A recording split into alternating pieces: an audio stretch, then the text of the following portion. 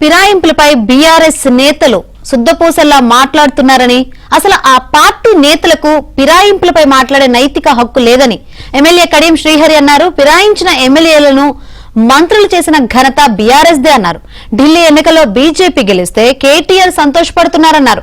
ఢిల్లీ ఎన్నికల్లో ఆప్ ఓడిపోవడానికి బీఆర్ఎస్ఏ ప్రధాన కారణమని, లిక్కర్ స్కామ్ కారణంగానే ఆప్ ఓడిపోయిందన్నారు. బీఆర్ఎస్ పార్టీ ఫిరాయింపుల మీద మాట్లాడే నైతిక హక్కు లేదు.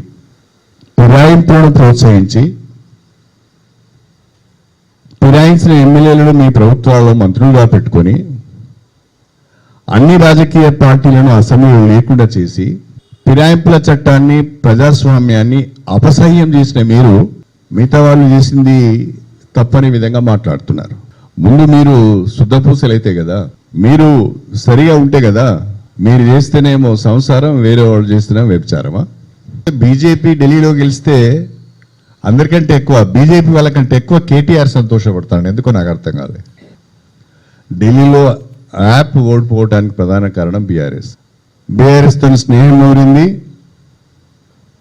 ఆ స్నేహం ద్వారా లిక్కర్ స్కామ్ జరిగింది. ఆ లిక్కర్ స్కామ్లో కేజ్రీవాల్ ముఖ్యమంత్రి, ఇంకో ఆయన ఉప ముఖ్యమంత్రి సిసోడియా గారు, ఇంకో మంత్రి సత్యేంద్ర జైన్, ముగ్గురు జైలుకి పోయింది. దాదాపు 1.5 years జైళ్ళలో ఉంది.